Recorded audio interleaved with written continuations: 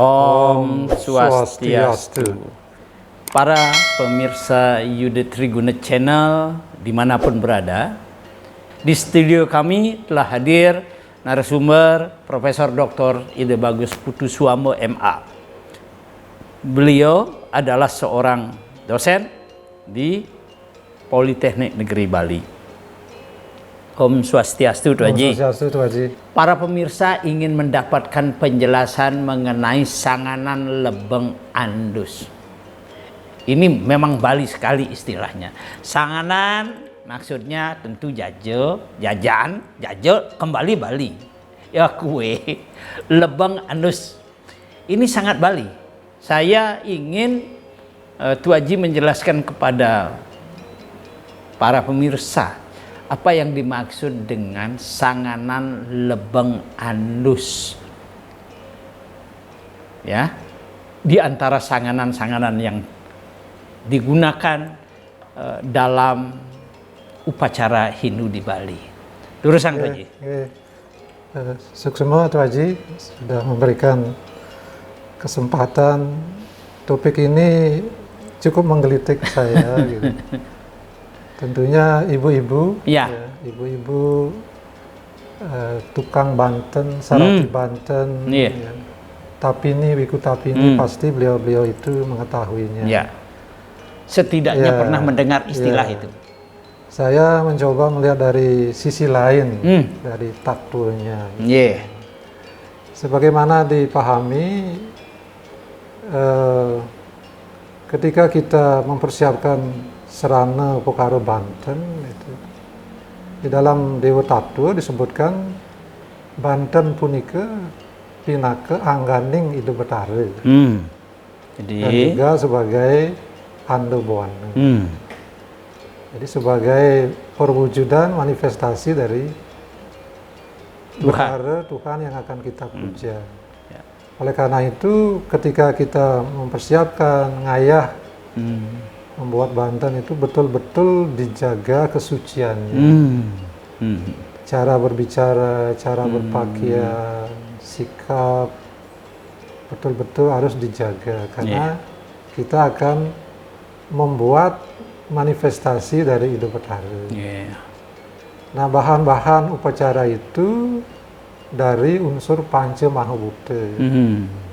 Itu jadi apakah misalnya busung, beras, apa itu air dan sebagainya itu berasal dari Panca Mahabhuta. Nah, di dalam Banten kalau kita coba lihat-lihat sekarang itu ternyata ada sejumlah cara mengolah. Cara mengolah ya. Ada yang lebeng andus, bahasa Balinya lebeng andus. Ya. Mungkin bahasa Indonesia itu dikukus gitu. Ya. Lalu lebeng antuk toye, lebeng direbus. Dilalap apa tuh? Direbus. Direbus ya. Ya. Direbus. Lebeng antuk minyak gitu. Ya, digoreng.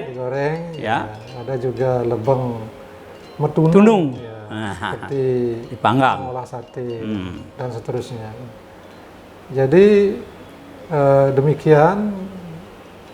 Kalau Tuan Haji bertanya mengapa tidak dengan satu cara saja misalnya gitu. Digoreng gitu. Digoreng saja. Nah, biar simpel. Nah, nanti kita lihat. Jadi lebeng andus sekali lagi saya pahami sebagai jaja atau sanganan atau kue yang dimasak, diolah, siap ditanding atau dipersembahkan dengan cara dikukus. Antara lain yang saya tahu, mungkin di tempat-tempat lain juga bervariasi, seperti bantal. Itu dikukus. Kemudian cerorot, ya. Apem, ya. Sumping, ya. Kekuluban, kekupel, dan seterusnya. Saya tidak hafal semua, gitu. Tapi saya kira para pemirsa mengerti apa yang kita maksudkan. Nah, sekarang mengapa? Mengapa ini? Nah, dari hasil saya wawancara dengan sejumlah tokoh, sejumlah pedanda, Dan itu memang ada perbedaan. Kalau anus ya, di lubang anus itu sebagai simbol atau manifestasi dari ide Betara Iswara. Oh, jadi, berkaitan dengan konsep ketuhanan juga ya. Kalau melalap, apa itu lalap? Ya, rebus. Itu Wisnu. Posisinya di utara. Air, ya. Kalau digoreng itu Mahadewa. Dan kalau dibakar atau dipanggang itu Brahma. Brahma. Selatan. Jadi tidak bisa dipukul rata sama itu. Yang harusnya dikukus digoreng, yang harusnya ditunu digoreng. Ya, tidak boleh begitu. Tidak boleh begitu. Kalau kita mengikuti ajaran sastra. Nah, sekarang di dalam pemahaman kita terhadap Dewa Agni, gitu, salah satu beliau itu sebagai Dhumaketu. Sebagai Dhumaketu. Dhumaketu bermahkotakan asap. Jadi asap ini sekarang kita lihat sebagai media untuk membuat masak ini. Nah, ketika kita mempersiapkan ini, itu dipanaskan. Ya. Apa itu kuali atau bejana dipanaskan, diisi air dipanaskan. Nah, lalu di sini ada spasi antara air dengan sumping yang ada di atas itu. Nah, ini ada spasi. Ini yang antara ini yang memasak gitu melalui andus itu, sehingga disebut dengan lubang uap andus. Dengan uap itu. Nah, di dalam Ketandingan Banten, mohon dikoreksi kalau saya salah karena itu sangat terbatas sekali. Ya, itu kapan digunakan? Ya, salah satunya tadi biasanya secara umum itu sanganan lebeng andus digunakan pada Banten-Banten jejauman. Jejauman. Misalnya ketika ada upacara wiwahe, pernikahan, itu biasanya digunakan itulah lebeng andus. Kemudian dalam upacara pitrayannya itu tarpana saji ini biasanya menggunakan sanganan itu. Menggunakan sanganan lebeng andus. Ya, kemudian di dalam upacara dewayannya yang tergolong utama, di sana di Balai Peselang, dari informasi Ide Pedanda Giri Dwijaguna di Angantaka, saya sempat matur dengan beliau, itu ada namanya bebangkit Pepenyon. Bebangkit Pepenyon, di mana unsurnya di sana itu ada lebeng andus. Lebeng andus. Juga di manusianya mungkin ada otonan di sana juga menggunakan itu. Itu antara lain. Namun yang ingin saya sampaikan adalah Agni itu, Dewa Agni ini. Ya. Beliau itu karena teja panasnya ini, ini memasak, walaupun dengan minyak, dengan air, dengan metunu, itu basicnya itu power atau tenaganya itu dari api. Tetapi media yang digunakan, ya ada air, ada minyak, dan ada asap ini, sehingga posisi Agni sebagai Dewa Ketu ini, sebagai Dhumaketu itu bermahkotakan asap, dan melalui asap bahan jaja atau jaja itu dimasak. Gitu. Nah, sehingga di sini Duma ini ya mempunyai kekuatan memasak dan juga menyucikan. Sehingga ini yang dipersembahkan ketika ada acara-acara Banten-Banten tertentu menggunakan lebeng andus. Nah, di dalam praktik Ayurveda juga ada menggunakan Dhumapana. Dhumapana. Artinya suatu terapi pengobatan menggunakan asap. Ya. Asap. Itu dokter-dokter Ayurveda tahulah apa yang digunakan bahan di asap ini. Ada yang menggunakan turmeric, apalagi itu silakan. Juga dalam kehidupan sehari-hari juga asap ini berguna untuk mengawetkan makanan. Ya. Misalnya ikan, kalau diawetkan itu dengan cara asap diasapi. Mungkin itu dulu dari saya. Para pemirsa yang budiman, kita telah mendapatkan penjelasan bahwa di dalam unsur-unsur persembahan di dalam ritual Hindu itu ada satu sanganan atau kue yang proses pembuatannya, pematangannya menggunakan asap. Itu sebabnya lebeng asap disebut dengan lebeng asap.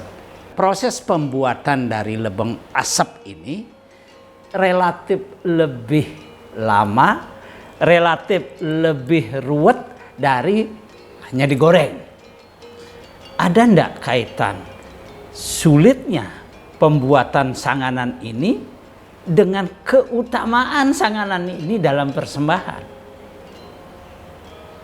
Dan kira-kira makna penting atau hakikat penting dari persembahan itu seperti apa?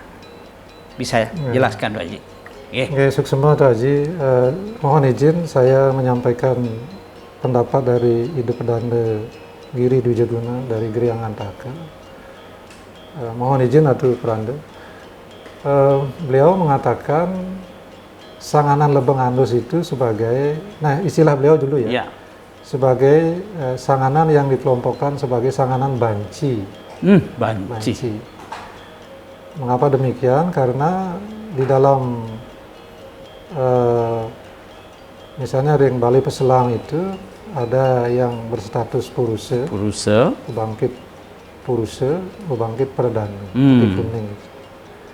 Nah, juga ada di antara itu, di antara purusa perdana itu ada suatu jenis kelamin yang tidak bisa dikatakan apakah purusa atau perdana atau gabungan purusa perdana. Jadi itu yang dikatakan sebagai banci. Tapi bukan dalam pengertian yang negatif. Tadi pengertian tattoo itu. Secara cara memasak bukan direbus menggunakan air, media air langsung, tetapi ada space ini, ada antara. Sehingga dari proses pembuatan dari segi posisi juga terasa lebih aneh gitu loh, lebih unik dan lebih sulit, lebih lama gitu ya. Karena itu mungkin dengan demikian beliau mengatakan sebagai sanganan banci. Tapi ini bukan bahasa naskah ya. Ini bahasa beliau sendiri. Jadi ini penegasan seorang. Karena beliau Tuhan yang Maha Kuasa itu tidak seperti cara kita berpikir ini laki-laki, purusa ini perdana, tapi beliau bisa di luar itu, sehingga masuklah banci itu kata Pak. Mungkin ada bahasa lain yang lebih bagus ya. Nah, ini disimbolkan dengan jaje atau sanganan lebeng andus. Nah, ini pendapat pribadi beliau. Jangan dulu dipakai sebagai bahasa naskah karena itu masih bersifat pendapat pribadi. Nah, itu karena itu diperlukan unsur banci ini diperlukan sebagai pertemuan antara purusa perdana, disebut dengan Arda Nariswat. Ketika upacara dewayatnya yang terlalu utama di Bali Peselang, di sana beliau Tuhan yang Maha Kuasa bergelar atau disebut sebagai Sada Siwa Tatu. Sada Siwa, di mana hakikat beliau itu skala. Asibak lanang, asibak istri, Arda Nariswari. Itu sudah pujanya demikian, bebangkitnya demikian, sudah seperti itu. Ketika beliau berwujud Arda Nariswari, Lalu di sana beliau bisa ngeripte jagat, bisa menciptakan jagat, ngutpeti jagat. Seperti apa kita dengar dalam naskah Jejiwan itu yang dibaca pada saat upacara di Balai Pesulap. Jadi posisinya seperti itu. Sada Siwatato, beliau mempunyai cadu sakti, ya, beliau mempunyai asta Aiswarya, beliau juga bergelar fungsi trikona di sana sudah, karena beliau mempunyai sakti sebagai pertemuan antara Siwatato dengan Maya Siratato, seperti kita lihat dalam teks Praspati Tato. Nah, mungkin itu jawaban. Saya kira kita sudah mendapatkan satu poin penting, bahwa sesuatu yang ada atau sesuatu yang masih bertahan untuk tetap ada itu selalu punya fungsi. Ya, yang tidak punya fungsi hilang dengan sendirinya. Artinya Sanganan Lebeng Asap jelas memiliki fungsi, malahan fungsi utama, karena itu ada pada saat upacara besar. Itulah sebabnya pembahasan terhadap konten yang kecil ini menjadi penting bagi kita semua. Jangan sesuatu yang kecil kita anggap biasa dan tidak perlu dipelajari. Yang kecil, yang terbatas, yang digunakan jarang-jarang, justru itu harus menjadi perhatian kita, karena di balik semua itu ternyata ia memiliki kedudukan penting. Semoga pelajaran ini, literasi ini terhadap Sanganan Lebeng Anus itu dapat membuat kita tercerahkan. Terima kasih. Om Santi Santi Santi Om.